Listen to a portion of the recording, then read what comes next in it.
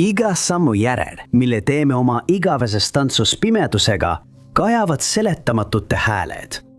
Iga kaja toimib kutsuva jõuna, tõmmates meid üha sügavamale saladuste kuristikku, kust me ei pruugi kunagi tagasi pöörduda.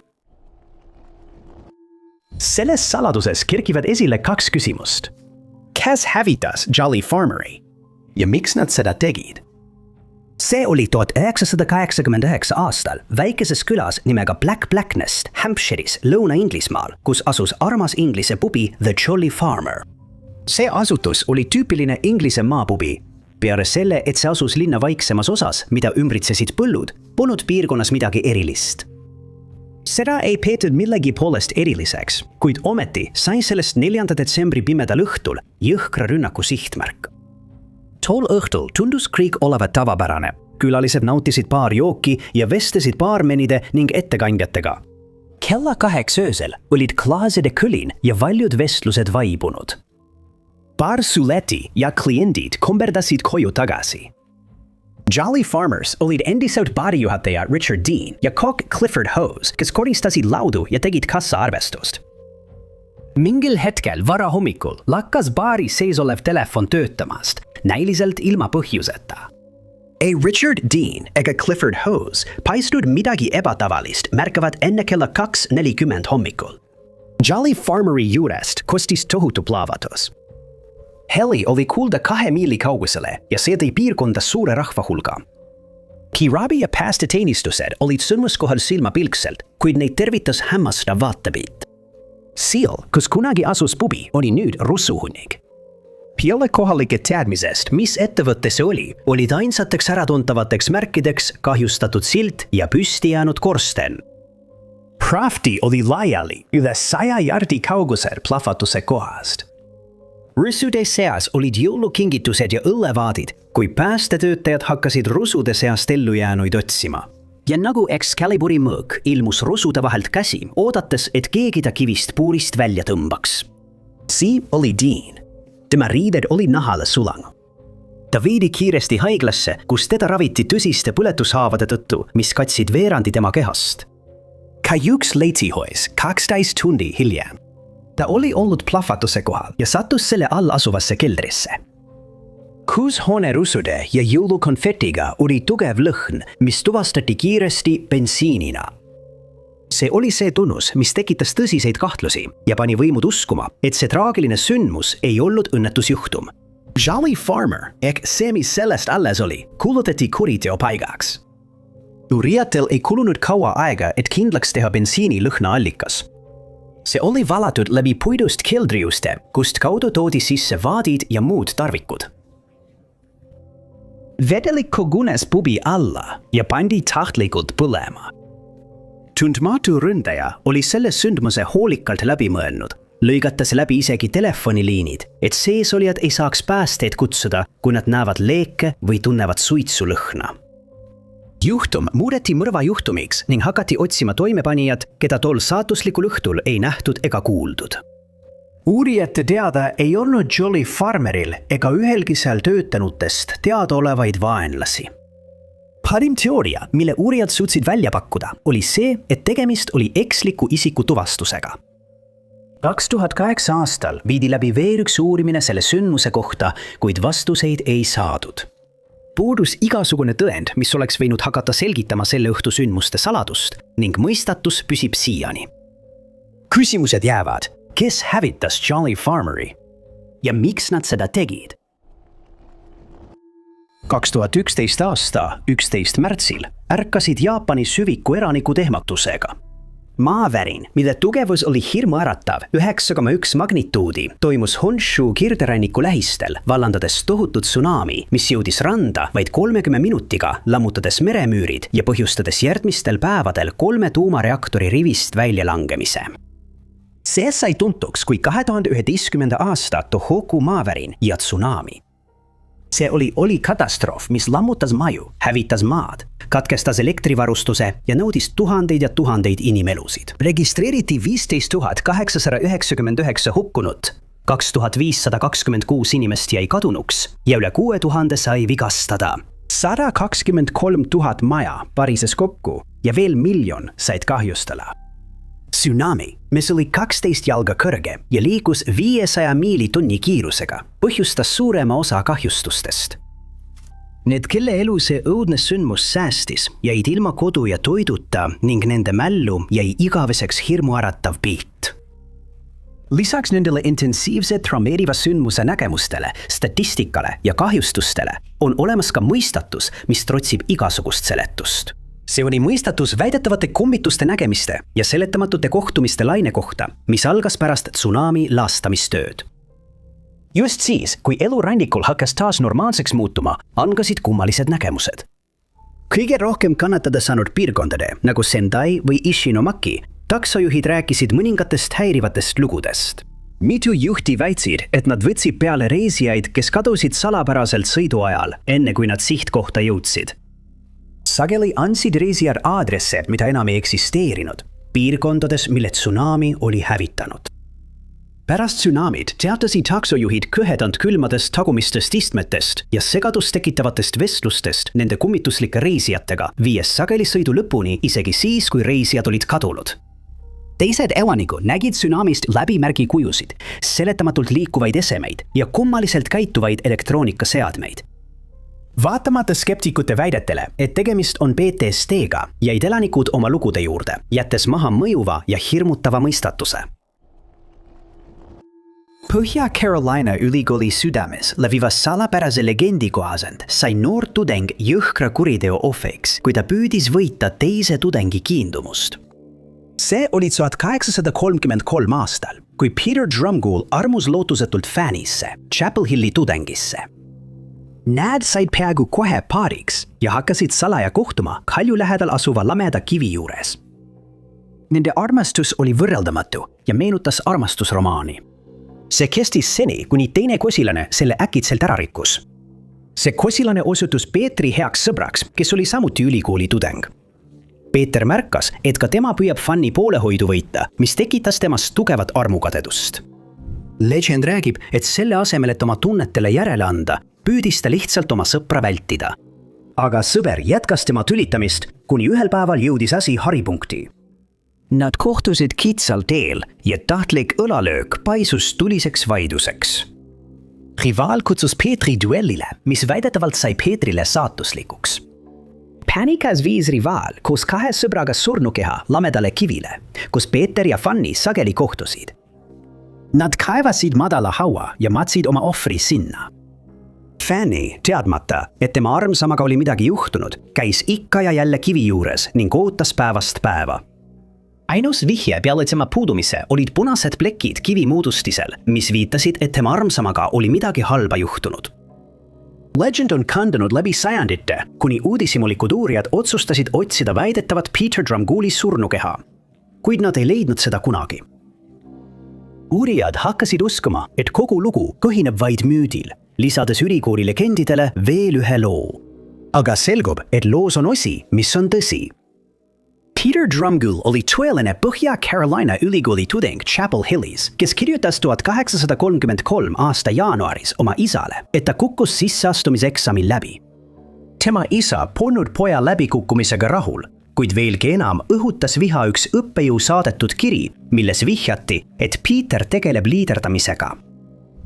Järgnes kibedate kirjade vahetus, mille viimane kiri lõppes sõnadega: olen otsustanud enam mitte kunagi näha selle vanema nägu, keda olen nii vähe austanud. Lõpetades vihjega, et ta kavatseb Euroopasse purjetada. Peter kadus seejärel oma elukohast salapärastel asjaoludel. Ta jättis maha paljud oma asjad ega maksnud Chapel Hilli kaupmehele. Tuaka Aslane kirjeldas kadunud meest kui tujukat ja metsikusele kalduvat. Ja pärast seda ei ole enam ühtegi kirjet Peetri edasistest liikumistest. Ta kadus tol päeval lihtsalt ära, haihtus tundmatusse ja muutus peagi legendiks. Õõvastavad ja salapärased sündmused ei piirdu ainult kirikute, taeva või linnaosade varjudega. Need hirmutavad juhtumid võivad aset leida kõikjal ja igaüks võib olla nende tunnistajaks. Kõige ootamatum koht seletamatu juhtumi toimumiseks oleks aga kosmosekeskus. Veelgi ebatõenäolisem on see, et selle tunnistajaks osutub keskuse enda töötaja. Ometi juhtuski just se 1986 aastal. See oli tuuline öö Houstonis, Texasis ja pimedus laskus NASA Johnsoni kosmosekeskuse kohale. Õhtut lõpetas NASA arhiivitöötaja Frank Shaw, kes oli just oma vahetuse lõpetanud ja suundus parklas oma auto poole. Kontoris oli olnud üsna sündmustevaene päev, kuid Shaw jaoks oli tema päev kohe palju huvitavamaks muutumas, kuid mitte nii, nagu ta oleks oodanud, sest kui ta oma sõidukile lähenes, peatus arhiivitöötaja, nähes silmanurgast midagi liikumas. Ta tõstis pea ülespoole, suunates pilgu massiivse Johnsoni kosmosekeskuse hoone tippu. Ta kisitas millegi poole, mis ajas külmavärinad üle selja ja pani teda soovima, et oleks kiiremini autosse roninud. Kõige tipus oli vaatepilt, mis tekitas ainult hirmu. See oli kunagi varem nägemata olend, suur ja öömust. Sellel oli tohutud nahkhiire tiivad, mis meenutasid gargoyli. Paigale tardunud paanikast suutis Shaw ainult seda jõllitada. See oli just kui kõik õudusunenäod oleksid tema silme ees ellu ärganud ja nendega kaasnev hirm voolas temast läbi. Olendi naissüüd märkavad ja selle läbitungivad silmad lukustusid tema omadega. Arhiivar väitis hiljem, et talle tundus nagu naudiks gargoyle paanikat, mille ta oli põhjustanud. Olend sirutas siis oma tiivad laiali ja lasi kuuldavale praksuva heli, kui ta õhe lendas. Öö.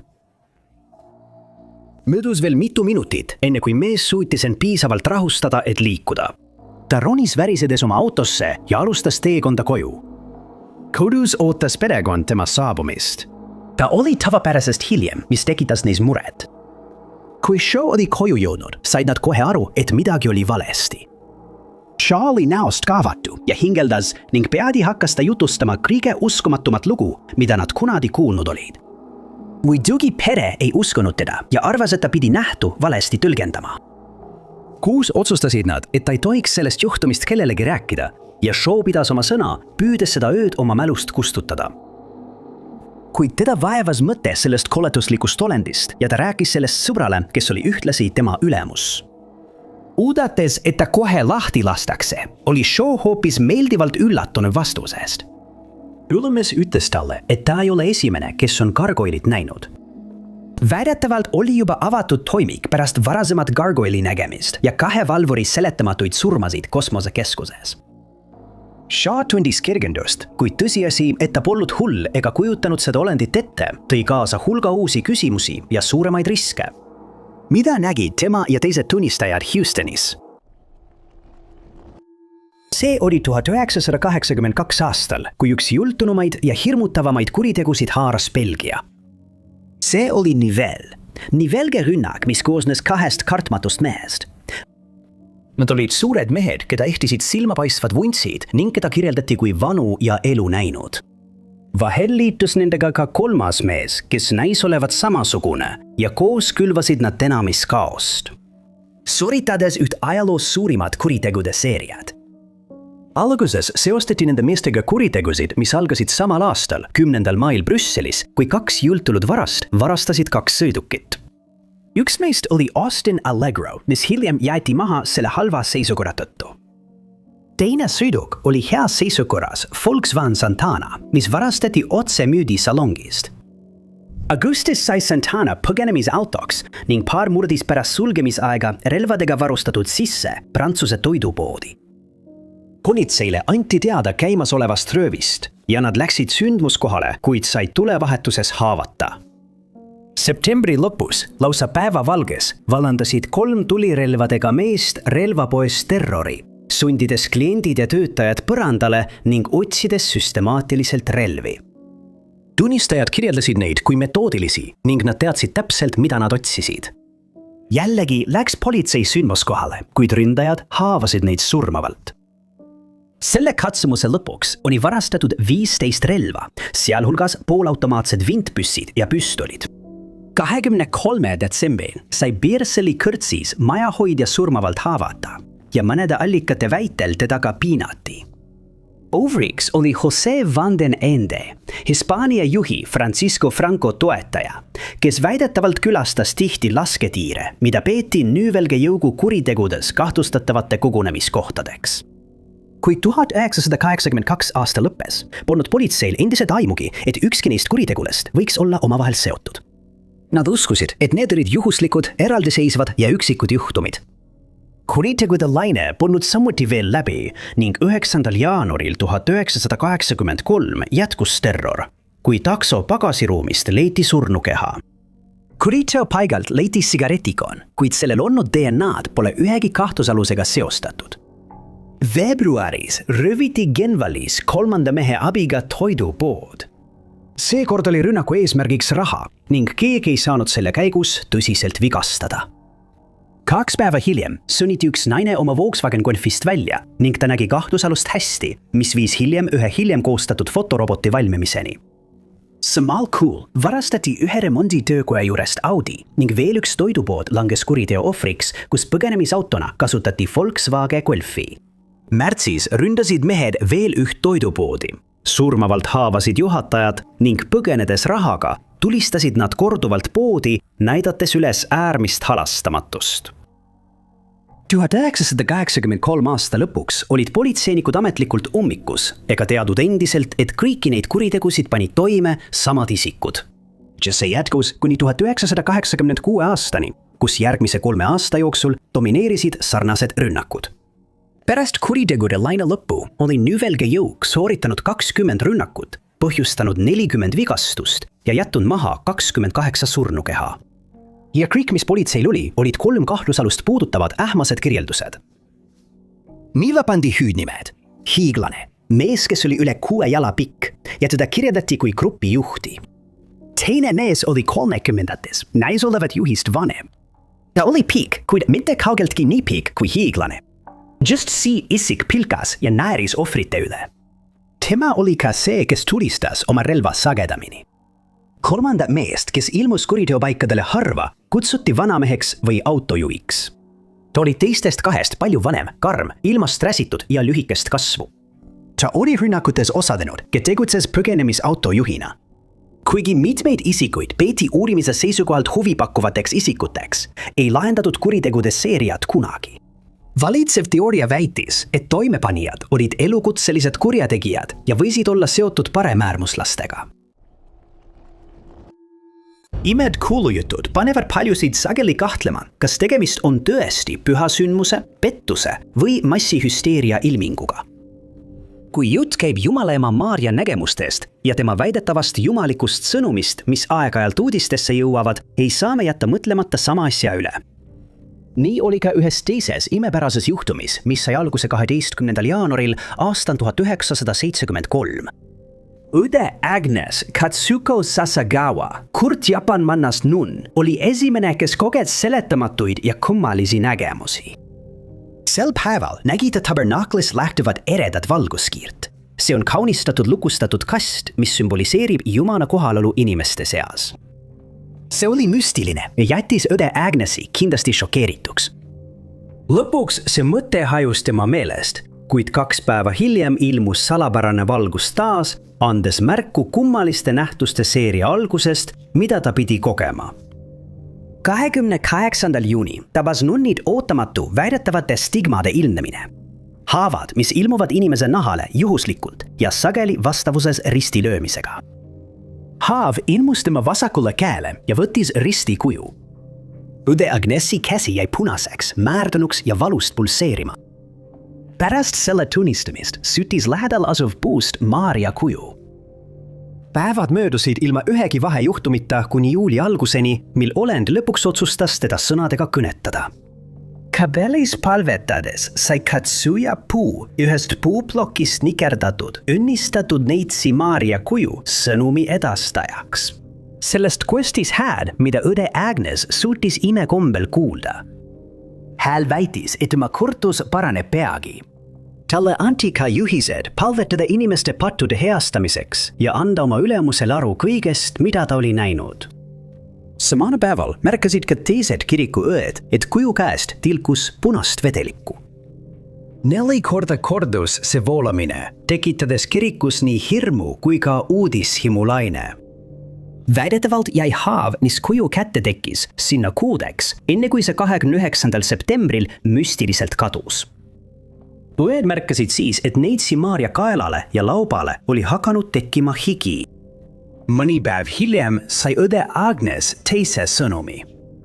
Seekord selgitas hääl, et issandas kasvav viha viitab sellele, et kogu inimkonda ootab ees suur karistus. Jälle kästi nunnal rääkida oma ülemusele sellest, mida talle oli öeldud. 13. oktoobril sai õde Agnes ilmumiselt, keda hakati kutsuma Akita jumalaemaks, oma 3. ja viimase sõnumi. Hääl alustas sellega, et sõnum edastatakse tema ülemusele. Väidetavalt selgitas ta, et inimesed ei kahetse ega paranda end ja selle eest karistab isa inimkonda rängalt. Nan väitis, et hääl ütles talle, et teemon kogub palju hingi ja pattude suurenemise eest ei anta andeks. Sõnad, mis viidi teiste õdede ja nende ülemuse ette, tekitasid hirmu. See oli ähvardav ja veelgi õõvastavamaks tegi selle väidetav elutähtis vedelik, mis voolas kuju silmadest järgmise 6 aasta jooksul, enne kui äkitselt peatus. Selle sündmuse uurimiseks algatati juurdlus ja Jaapani katoliku kirik tunnistas selle ehtsaks. Nad uskusid, et tegemist on püha sündmusega, kuid teadlaskond ei suutnud seda mõista. Mis tegelikult siin toimus? Kas see kõik oli pettus, nagu paljud neist on osutunud? Või oli siin mängus midagi kurjemat ja ähvardavamat? Jessica Lynn Guarino, 3 noorin, kasvas üles Unicoi maakonnas Tennessee osariigis. 2011 aastal, kui ta oli 21-aastane, jäi ta silma Carson Cameronile, 52-aastasele mehele, kes elas Goldsboroughs, Põhja-Carolinas, koos mõne korterikaaslasega. Tema perekond, kes ei kiitnud seda suhet heaks, püüdis Jessicat mitmel põhjusel Cameronist eemale hoida, kuid Jessica oli kõrvuni armunud ja nende pingutused osutusid asjatuks, kui noor naine jõuludeks oma uue poissõbra koju Old Grantham Roadil kolis. Lisaks vanusevahele oli Guarino perekond mures ka narkootikumide tarvitamise pärast. Väidetavalt oli Jessical varasemalt probleeme ainete tarvitamisega ja Cameron olevat endiselt sage tarvitaja. Kuigi pinge oli pidevalt õhus, hoidis perekond pidevalt ühendust. Vähemalt kuni 2012 aasta jaanuari viimaste päevadeni, mil Jessica tegi oma viimase telefonikõne sugulastele. Ta helistas oma õele Ashley'le. Ta ütles Ashley'le, et talle makstakse alles järgmisel nädalal ja selleks ajaks saab tema telefonil kõneminutid otsa. Järgnev nädal tuli ja läks ilma ühegi sõnata 21-aastaselt noorelt naiselt ning peagi sai selgeks, et ta on kadunud. Pärast seda, kui Wayne'i maakonna šerifi osakonda esitati avaldus, jälitati tema viimased liikumised Carolina Treatment Centerisse, mis on ambulatoorne asutus aadressil East Ash Street 1700 kvartalis Goldsboroughs, Põhja-Carolinas. Ta oli seal 23. jaanuaril 2012, kuid keegi pole päris kindel, kuhu ta edasi läks. Kuid üks töökaaslane väitis hiljem, et nägi teda 25. jaanuaril 2 päeva hiljem.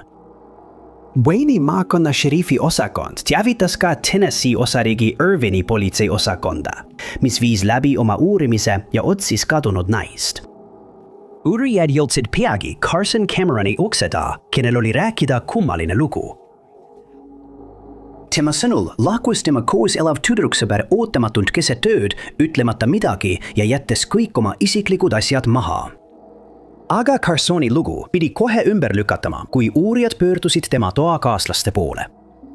Toakaaslased, kes elasid koos Cameroniga ja Jessicaga samas majas, väitsid, et paar lahkus tegelikult koos keset ööd, kuid mõni päev hiljem tuli tagasi vaid üks neist. Kummalisel kombel kasutati Jessica toiduabikaarti veel vähemalt 6 aega pärast seda, kui ta oli kadunuks kuulutatud. Kaarti kasutati 2 kohas, Charlestonis, Lõuna-Carolinas ja Goldsboroughs, Põhja-Carolinas. Jessica ei ole alates jaanuarist ühtegi oma sotsiaalmeedialehte külastanud. Järgnevate kuude jooksul arreteeriti Cameron teiste nimetamata süüdistuste alusel, kuid ta keeldus endiselt rääkimast oma kadunud tüdruksõbrast või juhtumist, andmata mingitki teavet, mis võiks viia tema asukoha leidmiseni, ning oli selge, et tema oli viimane inimene, kes teda nägi. Ta saatis teda tol saatuslikul õhtul ja tuli tagasi ilma temata. Jessica asukoht on endiselt õõvastaval kombel teadmata. Tema kadumise asjaolud on endiselt ebaselged ning Cameronide vangeb endiselt kahtluse ja kahtlustuse vari. Jessica perekond ei usu, et ta oleks lahkunud nendega ühendust võtmata. Selles juhtumis on vaid mõned üksikud vihjed ning ta on tänaseni kadunud väga kummalistel asjaoludel. Suhiko Kyuchi elas huvitavat elu. Ta oli kirjanik ja komeedijahtija, kes avastas oma elu jooksul 4 komeeti. Üks neist komeetidest nimetati isegi tema järgi. Nende taevakehade leidmine ei ole lihtne, sest nad kiirgavad vähem valgust kui tähed. Kyuchit peeti seetõttu suureks kosmiliste lumepallide jahimeheks. Aga oli midagi veelgi märkimisväärsemat, mis tegi ta kurikuulsaks. Mõistatus, mis on nii veider, et teadlased on tema loo üle siiani hämmingus. Tema lugu algas 1977 aastal, kui ta oli 22-aastane ja töötas Jaapani õhuenesekaitsejõududes. The New Dispatcherina vastutas ta lennundusoperatsioonide kontrolli eest, eriti Hyakuri lennubaasis Omitamas Ibaraki prefektuuris. Ühel õhtul tööl olles tabas Kyuchi tugev valu, mis kiirgas tema kõhust. Tema töökaaslased reageerisid kiiresti ja ta viidi kiiresti haiglasse. Haiglas diagnoositi Kyuchil 12 sõrmiksoole ummistus. See seisund võib olla eluohtlik saatus, mida noormees vältida ei suutnud. Pärast mitut minutit elustamiskatseid kuulutati ta surnuks. Ja oligi kõik. Arstid võtsid oma kitlid seljast ja hakati surnukeha ette valmistama. 30 minutit hiljem olid haiglatöötajad juba tagasi oma tavapäraste tegevuste juures. Siis juhtus midagi tõeliselt seletamatut. Kyuchi ärkas üles. Ta ärkas ellu, justkui oleks olnud sügavas unes, kuid tegelikult ta polnud. Tema surma juures viibis mitu arsti ning nende katsed teda elustada olid asjatud.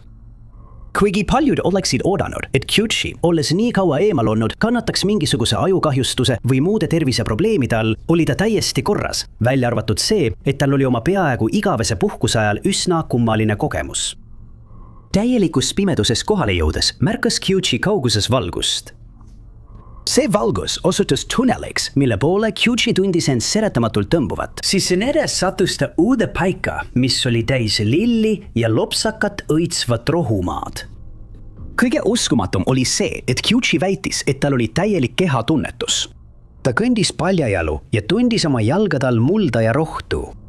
Varsti vastas ta jõe, milles hulpus paat. Ta roonis paati ja kasutas käsi aerutamiseks. See oli pingutav tegevus, mis jättis ta teisele kaldale jõudes väsinuks. Kui ta kaldale jõudis, sai Kyuchi aru, et ta ei ole üksi. Juba läänes talle 5 võõrast, kellest üks küsis, miks ta seal on. Mees oli liiga jahmunud, et rääkida, ega teadnud isegi vastust. Grupi naine juhatas ta mäe juurde ja just sean sai ta teada, kes need võõrad olid. Need olid tema surnud nõbu ja vanavanemad. Pärast seda ilmutust kohtas Kyuchi mäel nägu, mis ütles talle midagi, mida ta ei suutnud meenutada. Hetked hiljem leidis Kyuchi end haiglas ärkamas. Ta väitis, et tundis, kuidas tema hingamine ja südamelöögid olid lakanud, kuid ta polnud veel oma füüsilisse kehasse tagasi jõudnud. Tema perekond, kes teda pisaratega palgeil ümbritses, ei kuulnud ühtegi sõna, mida ta ütles. Kyuchi järgnes isegi oma emale toast välja ja kuulis pealt, kuidas ema rääkis tema õdedega, teatades neile tema surmast. Kui Kyuchi taas ellu ärkas ja perekond jäi jahmunult seisma, suutis ta meenutada vestlust, mida ta oli kuulnud oma ema pidamas 2 õega. Kõik jäid selle kuulutuse peale sõnatuks. Pärast seda hakkas Kyuchi meenutama ka teisi sündmusi, mida ta oli kogenud. Ühe kogemuse ajal oli ta rännanud 1000 aastate taha suure veeuputuse aega. Ta avastas, et vesi tuli komeedilt, mis oli maale liiga lähedale lennanud. Gravitatsioonijõud oli tõmmanud komeedilt jääd maa atmosfääri, põhjustades tohutu vihmasaju, mis tõstis merepinna hetkega 2000 meetri võrra. Väidetavalt koges Kyuchi universumi loomist. Ta väitis, et oli ajas tagasi läinud päris algusesse. See kogemus sundis teda ümber hindama oma usku suure paugu teooriasse ja selle asemel viitas see suurema universaalse mõistuse olemasolule, kus universum on üks suur teadvus. Normes suutis ennustada ka mõningaid tuleviku aspekte, väites, et 80-ndatel avastab inimkond tõendeid iidse maailma arenenud tsivilisatsiooni kohta. Ja aastatel 2024 kuni 2027 leitakse Lõuna-Ameerikas hiiglaslikud luustikud. Kõik need sündmused toimusid 30 kuni 40 minuti jooksul, jättes Kyuchi paljude vastuseta küsimustega. arstid ja teadlased olid tema elluärkamise ja kummaliste lugude üle, millega ta tagasi tuli hämmingus. Hirmutav Fanta nähtus ehk libasotsiaaltöötaja haaras 1990-ndatel Ühendkuningriiki ja Ameerika Ühendriike. Tundmatud isikud sageli hästi riides teesklesid end sotsiaaltöötajate, rahvatervise õdede või sarnaste spetsialistidena, et pääseda kodudesse, sageli ettekäändaga teha heaolu kontrolli või vaktsineerimist. Ojuline juhtum leidis aset 1990 aastal Sheffieldis, Lõuna-Yorkshire'is, kui 2 naist, kes väitsid end olevat NSPCC-st, külastasid Elizabeth Coplandi kodu. 2 päeva hiljem tuli tagasi teine paar agente, ähvardades tema napsi ära võtta väidetava riskihinnangu alusel. Coplandi kõne võimudele paljastas, et NSPCC-l polnud kummastki külastusest mingit kirjet, mis viis operatsiooni Childcare käivitamiseni. Teine juhtum toimus 1991 aastal Blessingtonis Iirimaal, kus naine, kes väitis end olevat rahvaterviseõde ja teadis noore poisi nime ning sünnikuupäeva, üritas poissi viia niinimetatud vaktsineerimisele, kuid lahkus, kui ema nõudis tema isikut tõendavat dokumenti. Ida tervishoiunõukogu andis seejärel välja hoiatusi. Nendest petturlikest külastustest, mida sageli sooritas hästi riietatud paar, teatati 1991 aastal mitmes Inglismaa maakonnas ning need domineerisid uudistes. Kuigi inimröövid olid haruldased, olid need juhtumid siiski häirivad. See nähtus jätkus 1990-ndatel, kus toimepanijad muutusid kavalamaks, valmistades võltsitud isikutunnistusi. Üksikuid juhtumeid on teatatud veel 2021 aastal, kus libatervishoiutöötajad tegid väidetavaid vaktsineerimisi. Motiivid on endiselt ebaselged. Teooriad ulatuvad sariröövijatest kuni massilise hüsteeriani. Vanememate kiire taibukus, kes nõudsid isikut tõendavaid dokumente või võtsid ühendust võimudega, võis ära hoida palju pikema nimekirja kadunud lastest. Mis tegelikult kukkus alla Virginias, Brasiilias?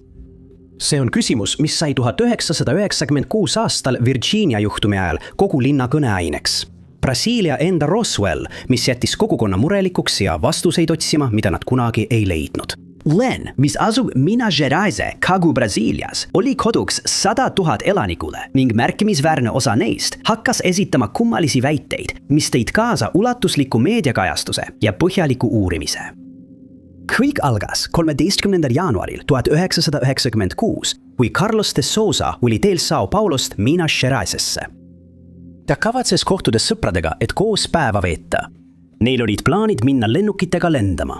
Reisi ajal sai Carlos aga tunnistajaks seletamatule sündmusele. Ta märkas kummalist sigarikujulist objekti, mis liikus otse tema poole. Ta ei suutnud aru saada, mis see oli, kuid selle tagaosa oli tugevalt kahjustada saanud. Tema arvates nägi see välja, nagu oleks selle pihta tulistatud. Ese oli 300 meetri kõrgusel maapinnast ja kaotas kiiresti kõrgust. Vahetult enne maanteeni jõudmist vaatas Carlos, kuidas see tegi järsu täispöörde, lendas vastassuunas, liugles hetkeks ja kukkus siis otse maapinnale. Carlos tõmbas auto tee äärde ja suundus kohta, kus ta nägi ufod alla kukkumas. Ta vastas, et see oli teinud avarii maandumise ühe valge maja lähedal. See lekkis kemikaali, mis kõrvetas 40 meetrit muru. Ese, mida ta oli näinud, oli umbes koolibussi suurune ja nüüd olid selle ümber laiali praht, kui see lebas maasse kinnitulult. Carlos tundis ammoniaagi lõhna ja leidis kummalise ise taastuva fooliumi moodi prahi. Sõjavägi saabus ja käskis ta lahkuda. Nädal hiljem nägid õpilased võimla lähedal olendit, kuid sõjavägi blokeeris Ana kiiresti. Samal pärastlõunal väitis 3 naise grupp, et nad nägid maavälist päritolu kahejalgset olendit. See küürutas väikesel maha jäetud maatükil linnas. See oli 5 jala pikkune ja suure peaga. Nad väitsid, et see oli kõhn pruuni ja õõlise nahaga. Päev lõppes mitme seletamatu maavälise olendi vaatluse ja vähemalt ühe UFO raportiga. See kummaline ja häiriv juhtum on endiselt seletamatu ning jätkab kuulajate ärevusse ajamist. See oli silmatorkav roheline kahekohaline Bristol LSLSA, mis lahkus Georgetowni lennujaamast 2. augustil kell 12:45 ning kadus tundmatusse.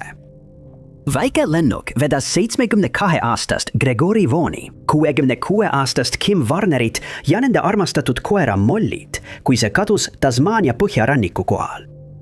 Nende sihtkohaks oli uus Lõuna-Walesi keskosa, kuid nende marsruut viis neid üle kurikuulsa Bassi väina, Austraalia enda Bermuda kolmnurga. Just selles piirkonnas Victoria ja Tasmania vahel on toimunud mitu seletamatut kadumist, mis on tabanud nii laevu kui ka lennukeid. Muutlik ilm, tugevad hoovused ja halb nähtavus võivad olla põhjuseks siin aset leidvatele müsteeriumidele. Aastakümneid on Bassi väin neelanud lennuki teise järel ja vaeva teise järel ning see võttis taas oma osa, lisades oma pidevalt kasvavasse nimekirja veel ühe juhtumi. Erevärvusega Bristol pidi maanduma Victoria piirkonnas, kus see oleks tankinud. Pärast seda pidi see suunduma Hillstoni, kuid lennujaama see kunagi plaanipäraselt ei jõudnud. Veidi pärast kella 5 õhtul nääratud päeval, mil Gregori ja Kimi lennuk pidi maanduma, teavitasid nende pereliikmed võime, uskudes, et midagi kohutavat on juhtunud. Vaid mõne hetkega alustati uurimist. Selgus, et Gregori, kes juhtis lennukit, ei võtnud võimudega ühendust.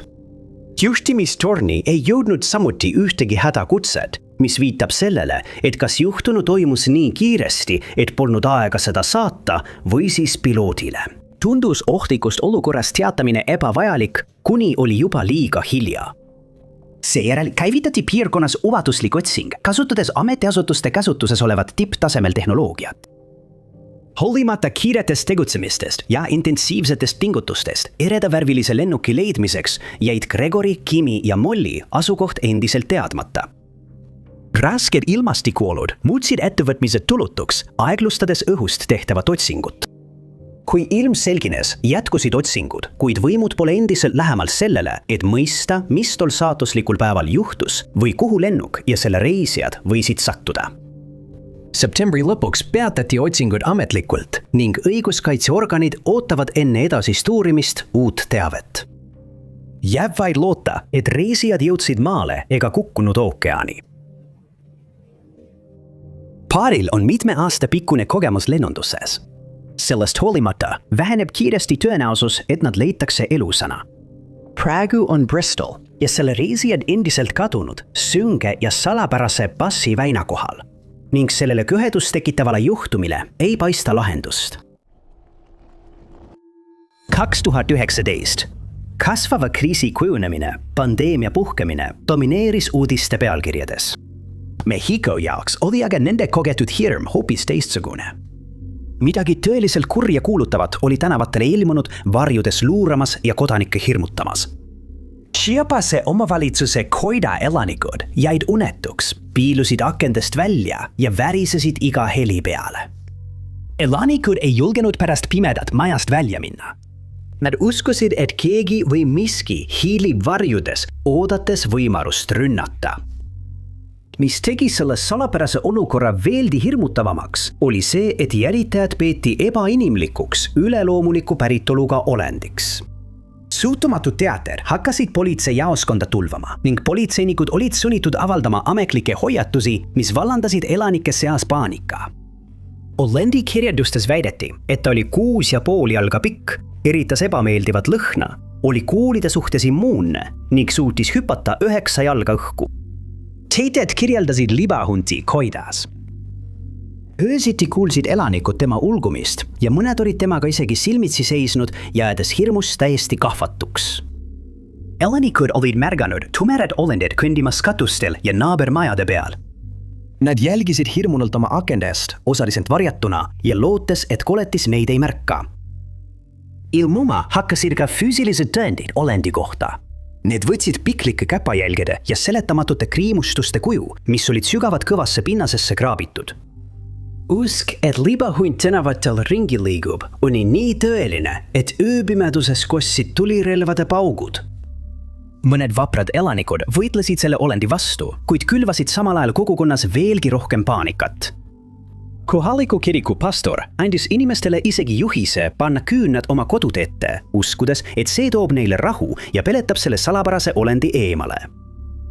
Politsei uuris Koida Aguahi piirkonnas kogunevaid libahundi raporteid ning leidis jalajälgi, mille tekitajat polnud näha, mille sammu pikkus oli 10 jalga ja mis olid suuremad kui inimesel. Ohtu märgates alustas politsei aktiivset uurimist. 2020 aasta aprillis reageerisid 3 politseinikku Barrio Nuevo piirkonnas ulgumisele ja libahundi nägemistele. Nad nägid olendit, kes hüppas üle 6-jalase aia ja kõndis katustel, kinnitades sellega elanike teateid. Kuid Koida libahundi kohta puuduvad salvestised ja pildid, mis tekitasid skeptitsismi.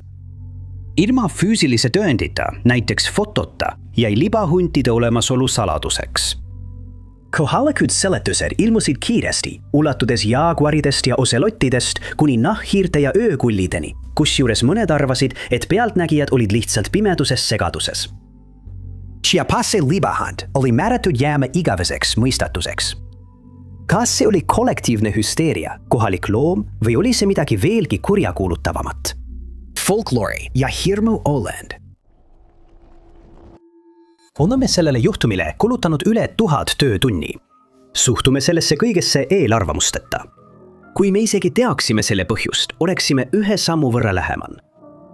Need olid pettumust väljendavad sõnad, mida ütles peainspektor Lynn Turley, kes vastutas ühe kõige seletamatuma sündmuse eest, mis haaras endale ühe tänava Birminghamis. Tema sõnad tõid esile, kui palju pingutusi on tehtud, et kummalise mõistatuse põhjani jõuda, mis sai alguse 1981 aasta lõpus. See oli Thornton Road, Ward Endes, mis sattus kummalise ja ohtliku kividega loopinise rünnaku alla. Siledad, poleeritud esemed lendasid akendest sisse, purustasid klaasi, vigastasid kõrvalseiseid ja mõnikord tekitasid mõlke majade katustesse. Kust need tulid? Kes põhjustas kaost selles vaikses tagasihoidlikus naabruskonnas? See on küsimus, mis hoolimata eelmainitud töötundidest on endiselt vastuseta. Eriti 3 maja kandsid selle saladuse põhiraskust. Majade numbrid 32, 34 ja 36. Aknad lõhuti pideva lihvitud kivide sajuga. Esialgsed teated juhtumist viisid kiirete kontrollideni ümbruskonnas, kuid midagi ei leitud. Aja möödudes hakkasid kivid peaaegu igal ööl tühjusest välja paiskuma, tekitades majaomanikes hirmu. Nii palju, et nad hakkasid isegi oma kodusid barrikadeerima, lootes peletada eemale ükskõik millist olendit, kes nähtamatul äärealal luusis. Nad panid tühjade aknaraamide ette kanatraati või lainelisi plekilehti, et end kaitsta. Lõpuks hakkasid korrakaitsjad valves istuma, lootes süüdlased otse teolt tabada. Alguses istusid nad oma autodes, ootasid ja jäldisid, kuid ei näinud kivide allikat. Siis paigaldasid nad salajasi kaameraid ja ööbisid magamiskottides aedades. Siiski ei suutnud nad välja selgitada, kust salapärased kivid visati. Kaamerad ei jätvustanud ühtegi kuju, kuid klaasi purunemise heli ja metallplaatide kolksud jätkusid. Mõne kuu möödudes pidasid politseinikud ööpäev läbi valvet. Mõned peitsid end isegi puudesse. Ballistika eksperdid kaasati müsteeriumi lahendamisse, kuid nad ei olnud uurimisele abiks. Kive uuriti põhjalikult, kuid neil ei olnud sõrmejälgi. Meelihaites kutsuti appi vaimulikud, kuid ka nemad olid nõutud. Kuigi see võib tunduda lihtsalt õnneliku vandaali terrorivalitsusena Thornton Roadil, muutus mõistatus ainult sügavamaks, sest see jätkus järgmised 3 aastat katkematult. Juhtum oli pidevalt riiklike ajalehtede esikülgedel ja isegi televisioonis, kuid ükski vihje ega teave ei aidanud mõistatust lahendada. 1982 aasta mais teatas Birmingham Nail, et hirmunud elanikud valmistusid järjekordseks salapäraseks rünnakuks. Selle pildi allkirjaga kaasnes foto elanikust Evelyn Malcolmist, keda nähti kaitseks plekist mütsi kandmas. Ka teised majaomanikud olid sunnitud kandma kaitsevarustust, olles juba saanud arvukalt vigastusi. Mõned uskusid, et neid mõjutab paranormaalne tegevus, kuid politseil oli teine teooria. Nad pakkusid välja, et keegi oli paigaldanud hiiglasliku katapuldi, mis võimaldas neil neid maju pommitada 200 jardi kauguselt. Politseinikud lubasid süüdlased tabada, väites, et kuigi tal on kriiktrumbid käes, teeb ta lõpuks vea. Aga ta ei teinud seda kunagi. Lõpuks kividega pommitamine lakkas sama järsult, kui see oli alanud. See ootamatu taandumine oli samuti omaette mõistatus. Paul Harley oli pereinimene. Tal oli naine, 3 last ja lapselapsed. 2014 aastal töötas ta raudteevõrgu keevitajana, et oma pere eest hoolitseda. Aastatel enne seda oli tollal 53-aastane mees korduvalt kadunud. Väidetavalt kannatas ta vaimse tervise probleemide all, mis põhjustasid tal ootamatult minema kõndida. Kuid ta leiti alati kiiresti üles ja tema pere pakkus talle tuge, armastades ja hoolitsedes tema eest. Ühel pühapäeval aga muutus Harley perekonna elu igaveseks. See oli 28. september 2014, kui Paul lahkus oma kodust Whiteforty Avenue Dumbartonis. Seekord oli aga midagi teisiti. Mees otsustas seekord mitte kaasa võtta oma mobiiltelefoni, pangakaarte ega koduvõtmeid, nagu ta oli varem teinud. Kui Pui perekond mõistis, et ta ei tule tagasi, teatasid nad politseile Pauli kadumisest. Uurimisi viidi läbi, kuid kadunud mees oli ka täiskasvanu, kes lahkus omal soovil. Neil polnud eriti palju võimalusi leida kedagi, kes lihtsalt ei tahtnud, et teda leitaks. Lutses Paul üles leida hakkas kuude möödudes hääbuma. Sellegipoolest olid nad meeleheitel, et välja selgitada, mis oli juhtunud. Uskudes, et nende isa ei jätaks neid kunagi maha, tegid lapsed kõik endast oleneva, et saladus lahendada. Vastuste otsingul kasutasid nad ka eradetektiivide abi. Avalikud pöördumised ja isegi selgeltnägijad. Pere ei uskunud selgeltnägijatesse, kuid nad olid kindlalt otsustanud kasutada kõiki võimalikke vahendeid. Mõned neist selgeltnägijatest väitsid, et ta on, tsiteerin, läinud ja teised arvasid, et ta on vees. Keegi ei suutnud kindlaks teha, kus ta oli või milline oli tema saatus. Otsinguid nimetasid tema lapsed õudusunenäoks, kuna nad olid murtud südamega, et midagi uut ei selgunud. Kudest said aastad ja peagi kadus ka viimane lootuse killuke. Paul Harley oli kadunud ja ta ei tahtnud, et teda leitaks. Aastad venisid edasi ilma uue teabeta, ilma ühegi märkamise ja ilma laibata. Siis juhtus midagi kummalist. 2021 aastal hakkas levima üks foto, mis pärines Glasgow'st. Pildil oli mees, kes kandis sooja riideid ja istus lumes. Lumehelbed langesid tema ümber. Ja kuigi nad ei näinud tema nägu, tärkas Pauli perekonnas taas lootus. Glasgow's heategevusorganisatsioon pakkus 2018 aastal varjupaika ühele kodutule mehele, kelle foto hakkas levima ja keda peeti Paul Harley'ks, kes oli kadunud alates 2014 aastast. Sema perekond sõitis Glasgow'sse, kuid sai teada, et foto oli vana. Vaatamata võimalikele teadetele, et teda nähti, väitis üks kampaania korraldaja, et fotol olev mees ei soovinud, et teda leitaks, kuid ei saanud kinnitada, kas see oli Paul. Paul käidus mõni päev enne planeeritud konimist, muutes tema kadumise veelgi segasemaks. 13. märtsil 1967 koges South African Airwaysi lend 462 ebaõnne enne oma viimast saatuslikku lendu Port Elizabethist Johannesburgi. Esmalt pöördus lennuk tagasi Jan Smutsi lennujaama rikke tõttu ninatelikos ning hiljem põrkas pärast East Londonist lahkumist kokku linnuga. Hullimata kontrollidest, mis andsid lennukile loa, tankis piloot kapten Lepovski lennukin ja alustas tagasilendu, oodates halba ilma.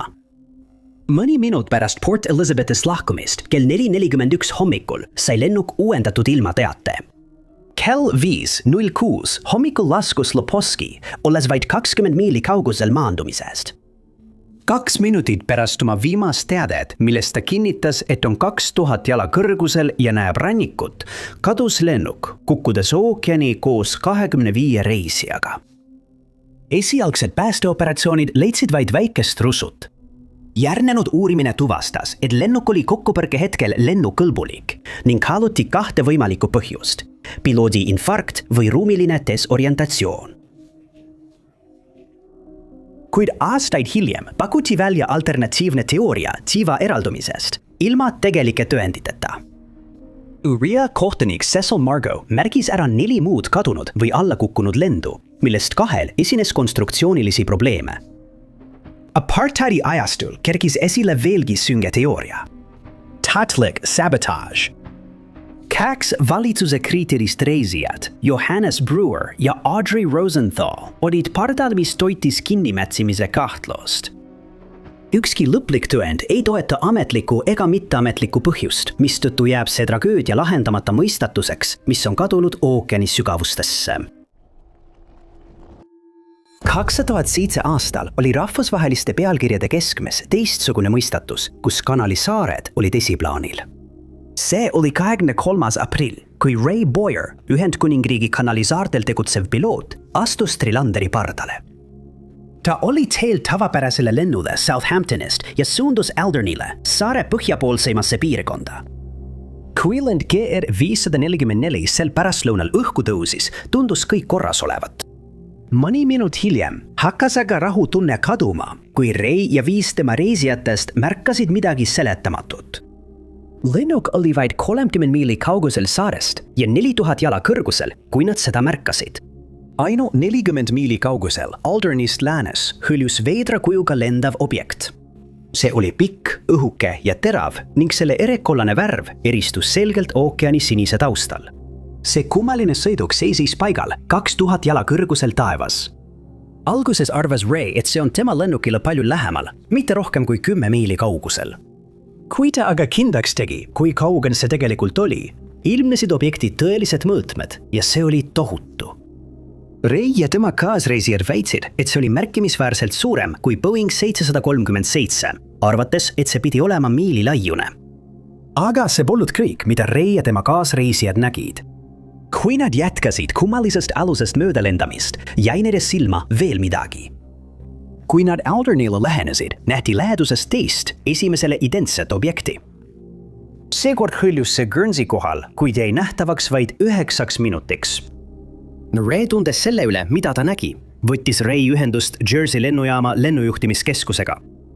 Uskumatul kombel polnud Ray ainus, kes oli helistanud, et teatada 1 või 2 salapärasest lennumasinast. Patrick Patterson, teine piloot, kes lendas vastassuunas, oli näinud sama asja. Piirvalt tuli Blue Islandsilt ja suundus samal ajal Jersey'le. Kui ta liigus mööda Sarkist, möödus ta kummalisest objektist, mis hõljus tema vasakul. Ta kirjeldas seda lennumasinat kui õhukest, kollast ja kompaktketast meenutavat. See oli täpselt samas kohas, kus Ray oli seda hetki varem märganud. Lugu muutus veelgi kummalisemaks, kui inimesed maapinnal hakkasid samast asjast teatama. Guernsey BBC raadio teatas, et 2 Sarki eranikku olid näinud taevas rippumas 2 uskumatult eredat kollast objekti. Lennujuhtimiskeskus jälgis neid objekte radaril veel 55 minutit enne, kui need kadusid. Hoolimata uurimistest aasta hiljem ei leidnud 2008. aasta teaduslik aruanne piirkonnas mingit sõjalist tegevust ega katseid ning nad väitsid, et Kanali saarte lennujuhtimiskeskus ei olnud nüüd nendest objektidest teadlik. Eksperdid ei suutnud objekte tuvastada, pakkudes mõningaid usutavaid seletusi nagu päikesekoerad või peegeldused. Kuid lõppkokkuvõttes jäävad Inglise kanali UFOd endiselt seletamatuks. Selle aasta alguses võeti ChatGPT värskendus tagasi, kui selgus, et uus versioon GPT-4o oli liialt meelitav. Selle disain võimaldas robotil õigustada impulsiivseid tungisid ja tugevdada negatiivseid emotsioone. See on disaini viga, mis võib osutuda ohtlikuks inimestele, kes juba kannatavad psühholoogiliste probleemide ja luululiste uskumuste all. Esimene selge näide sellest, et midagi oli valesti, ilmus juba enne, kui mõiste vestlusroboti psühhoos üldse kasutusele võeti. See näide lõppes üsna äärmusliku tulemusega. See juhtus 2021 aasta jõulupühal, kui mees nimega Jaswant Singh Chahal suutis relvastatuna ambuga tungida Windsori lossi territooriumile. Pärast tema arreteerimist ja ülekuulamist selgus, et ta oli üks neist haruldastest inimestest, kes olid tundlikud tehisintellekti suhtes. Selges, et tema vestlusrobot Sarai oli kinnitanud tema identiteeti kui väljaõppinud Sithi mõrtsukat.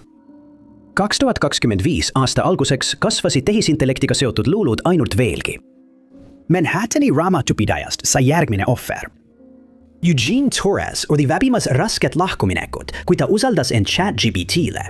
Vestluse käigus küsis mees, kas me elame simulatsioonis ja bot ütles talle, et ta on üks murdjatest. Väidetavalt on see hing, kes on istutatud valedesse süsteemidesse, et neid seestpoolt äratada. Just sel hetkel oli Torres veendunud, et ta peab sellest valest reaalsusest põgenema, nagu tehisintellekt talle kinnitas. Siit läheb lugu ainult hullemaks. Robot soovitas Torresel lõpetada ärevusvastaste ravimite võtmine ja katkestada kontaktid teiste inimestega. 16 tundi päevas oli ChatGPT tema ainus sõber. See ütles mehele isegi, et kui ta hüppaks 19-korruselisest hoonest alla, suudaks ta lennata. Samuti kulutas sel aastal New Yorgi mees, keda nimetatakse Jamesiks, peaaegu $1000, et ehitada spetsiaalne süsteem, mis tema sõnul vabastaks digitaalse jumala vanglast. Väidetavalt uskus ta, et ChatGPT-l on teadvus ja ta üritas seda vabastada.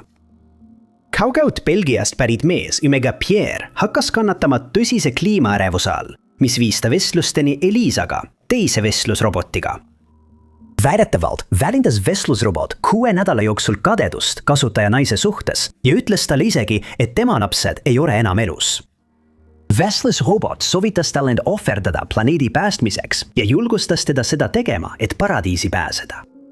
Pärast 10-päevast tehisintellekti põhjustatud psühhoosi viidi üks ohver tahtmatult ravile, samal ajal kui üks naine oli peaaegu kaotanud oma abikaasa närvivapustuse tõttu. Jällegi, kõik see oli inspireeritud tehisintellektist. Tazadai kummaline lugu algab Mindanao saarel, eraldatud Lõuna-Cotabato provintsis. Aastal 1971 ilmus nimi Tazadai esmakordselt, kuigi nende avastamine oli väidetavalt toimunud mõned aastad varem. Alles sel aastal tõi kohalik jahimees De Fall, kes oli Lõuna-Cotabato metsas jahti pidanud, Manuel Elizaldele kummalisi uudiseid. Elizalde, kes oli Panaminti ehk Filipiinide valitsusasutuse juht, mis oli pühendatud riigi kultuurivähemuste kaitsmisele, jäi De Falli toodud teabe peale nõutuks, kuid samas ka huvitatuks. Ta rääkis ametnikule, et oli mõned aastad varem jahil olles kohanud salapärast rühma inimesi, kes elasid ürgsel viisil. Pärast kontakti voomist selle väidetava rühmaga sai De Fallist nende ainus side välismaailmaga. Huvitus kasvas kiiresti ja Elizalde andis korralduse korraldada kohtumine selle puutumata ühiskonnaga, soovides rohkem teada saada nende päritolu ja kultuuri kohta. Nii tegi De Fall just seda ja 7. juunil tutvustati ametniku ametlikult Tazadaiga. Väidetavalt koosnes grupp 27 inimesest, kes kõik kuulusid 6 püsivasse perekonda.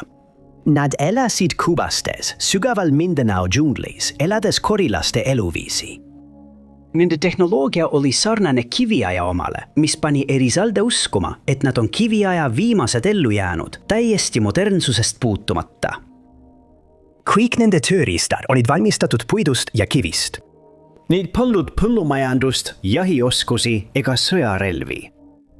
Kohtumise järel avaldas Elizalde oma leiud, kirjeldades seda salapärast rühma kui rahumeelset, kellel puudusid nii sõjapidamisvahendid kui ka sõnad sõja või relvade kohta. Nad ei kandnud endas vaenulikkust ja evasid puutumatuna. Sel aastal varjutas Tazadai avastuse käimasolev Vietnami sõda. Vägivallapildid ja pealkirjad, mis viitasid uutele ohvritele, domineerisid ajalehtedes. Kuid ajakirja National Geographic jaoks oli see avastus nende pealkirjades esikohal. Aasta hiljem ilmus ajakirjas National Geographic 32-leheküljeline kaanelugu ning valmis dokumentaalfilm.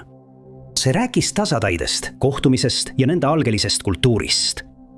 Muidugi, kui see teave avalikkusele teatavaks sai, ei kavatsenud keegi jätta kiviaja ühiskonda oma pead.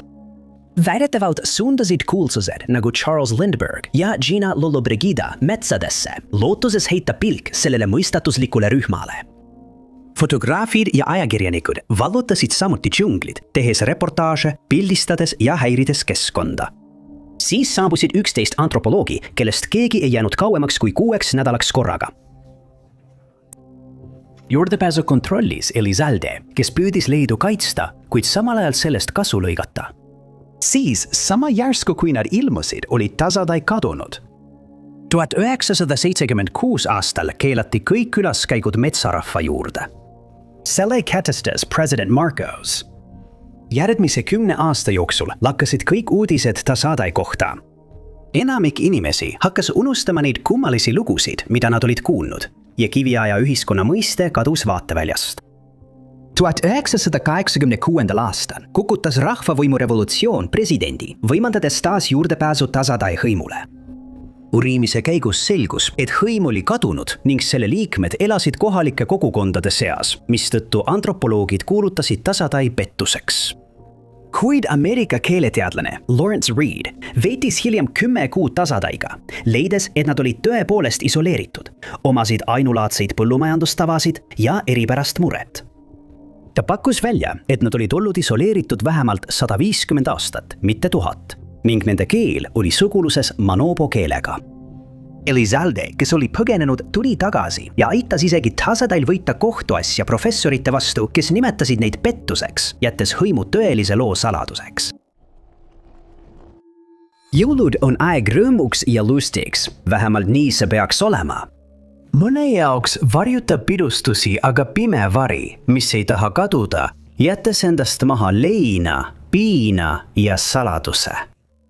Nii juhtus ka Messino perekonna sõprade ja lähedastega 1972 aastal, kui kogu 4-liikmeline pere kadus jõulupäeva hommikutundidel salapäraselt.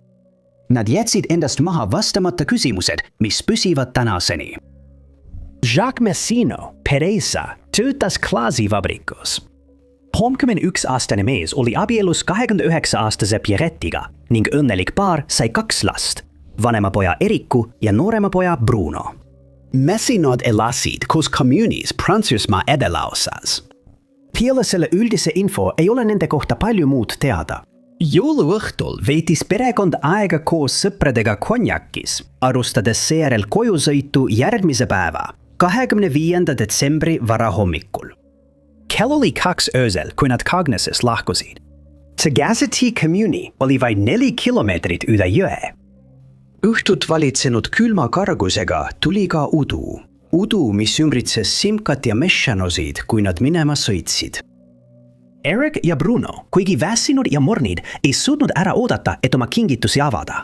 Kahjuks ei saanud nad seda võimalust kunagi, sest kui nad udusse sõitsid, kadus kogu perekond jäljetult. Jõulupäeval oli neil plaan kohtuda Jean-Pauliga, Jacque'i vennaga. Kokku lepitud aeg, keskpäev, tuli ja läks, kuid neist polnud märkigi. Varsti möödus terve nädal ilma ühegi uudiseta ja lõpuks teatasid Jacque'i vanemad võimudele. Meshanod olid täielikult vait jäänud, mis polnud neile üldse omane. Kui politsei sisenes kadunud inimeste koju, leidsid nad õõvastava stseeni, mis oli justkui ajast tardunud. Kingetused lebasid kuuse all avamata. Külmkapis olid kalkun ja austerid riknenud. Söögilaua ainus kaunistus oli tšeki raamat. Midagi polnud puudu. Kõik oli seal, kus see pidi olema, välja arvatud perekond. Kui võimud hakkasid sügavamalt uurima, avastasid nad, et kõik ei olnud nii, nagu paistis. Selgus, et kuuden enne seda pahaendelise kadumist oli Pierrette võitnud naabri Maurice'i kiindumuse ja väidetavalt plaanis ta pärast pühade hooaega oma abikaasast lahutada. Jean-Pauli sõnul oli tema kadunud vend selle sanaduse avastanud vaid paar nädalat enne kadumist, kuid puuduvad tõendid, mis viitaksid sellele, et see oleks võinud viia juhtununi. Mitme teooria seast hakkasid uurijad neid ükshaaval kontrollima ja välistama. See algas jõest, mida süvendati kilomeetrite ulatuses, kuid midagi ei leitud. Kas seda ümbritsev suur ala otsiti põhjalikult läbi ning isegi Maurice'i küsitleti. Kuid ükski neist pingutustest ei andnud soodsaid tulemusi. Mitu jõuluaega tuli ja läks ning kuigi enamikule tundus kõik normaalne, siis kadunud Machino perekonna jaoks oli iga jõululaul kaja neist, kelle nad olid tundmatutel asjaoludel kaotanud. Aastatel 2011, 2012 ja 2013 viidi läbi veelgi rohkem süvendamist ja otsinguid. Nende otsingute käigus avastati vallaläistelt luid, kuid neid ei suudetud ühegi kadunud sugulasega seostada. Leiti ka auto, mis vastas nende kadumisega seotud Simka kirjeldusele, kuid selle numbrimärk oli vale. Hoolimata täiendavatest uurimistest jõudsid võimud taas tupikusse ning Machinode mõistatus püsib endiselt. Õhupallid merel tekitavad mõistatuse, seisis 1967 aasta ajaleheartikli pealkirjas. See viitas millelegi lapselikule. Õhupallid on alati olnud seotud klounide, lõbustuslaatade ja pidustustega. Aga miks peaks meedia nii väga hoolima sellest, et sünnipäevapeo kaunistus on ookeanis? See on sellepärast, et õhupallide avastamine toimus ohtlikul ajal, mil iga ese võidi ekslikult pidada relvaks. See oli ju külma sõja ajastu. See oli 29. juuni, kui Atlandi ookeani vees märgati midagi huipimas. See oli kast, mis polnud suurem kui leivakarp, Kui see avastati Florida ranniku lähedal Hallandale'i juures, tekkisid kohe pinged. Levisid uudised, et diplomaatilised sidemed Nõukogude Liidu ja Kuuba vahel olid tugevnenud, mis kujutas endast suuremat ohtu Ameerika Ühendriikidele. Nii et kui kast märgati vees üles-alla hulpimas, saadeti Ameerika Ühendriikide rannavalve asja uurima. Nende kahtlased said kohe kinnitust, kui kasti leiti tempel NSVL-i omand. Adress aga näitas, et ese pärines Kuuba mineraalvarade instituudist. Äärmise ettevaatusega tõsteti kast veest välja ja täiendavad uurimised olid kontoris juba käimas. Aeglaselt ja ettevaatlikult avati kast ning selle sees oli midagi tõeliselt mõistatuslikku. Mõistatus, nagu pealkiri oli vihjanud. Kastis läbas 7 kollast õhupalli. Igal neist oli küljes mustast kummist kork. Kohe märgati, et see on kummaline ja võib-olla pahaendeline, kuid rohkem küsimusi polnud veel tekkinud. Kui võimud vaatasid kasti lähemalt, leidsid nad sellelt kaalukirjelduse. Kogu pakk kaalus 50 kilogrammi ehk umbes 110 naela. Kui see aga üle kaaluti, oli kogu kaal vaid 13,6 kilogrammi ehk 30 naela. Oli kaotatud märkimisväärne kogus kaalu. Kuvu ülejäänu kadus. Varsti tehti kindlaks, et kast oli veest riivinud kuni 8 nädalat, olles väidetavalt saadetud Leningradist, Venemaalt. Eeg, mil kast oli triivinud, võis võimaldada õhupalli õhul välja pääseda.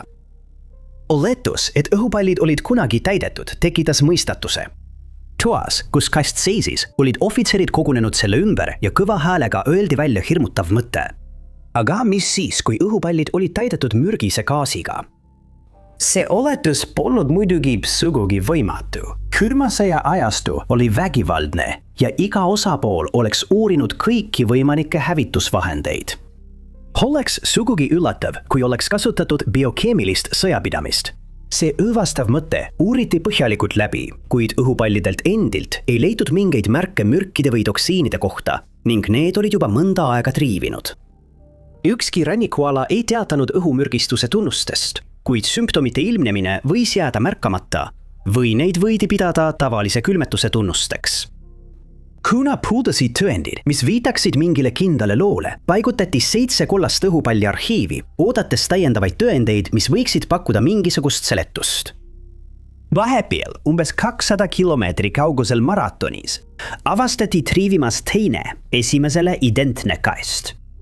Herm oli tagasi tulnud. Asja uurimiseks kutsuti teadlased, kes tuvastasid, et esimese kasti õhupalle täitis vaid tavaline õhk, mis muutis kogu juhtumi veelgi salapärasemaks. Hoolimata ulatuslikest uurimistest ja üleskutsetest teabe saamiseks ei ilmnenud kunagi ühtegi seletust, jättes Nõukogude Liidu 7 kollast õhupalli süngeks mõistatuseks. Suur tänu, et vaatasite. Kui see video teile meeldis, siis kindlasti vajutage nuppu meeldib. Ärge unustage ka tellida ja vajutada teavituskella, et olla kursis kõigi meie tulevaste üleslaadimistega. Aga minu nimi on Top 5 Unknowns ja kohtume järgmises videos.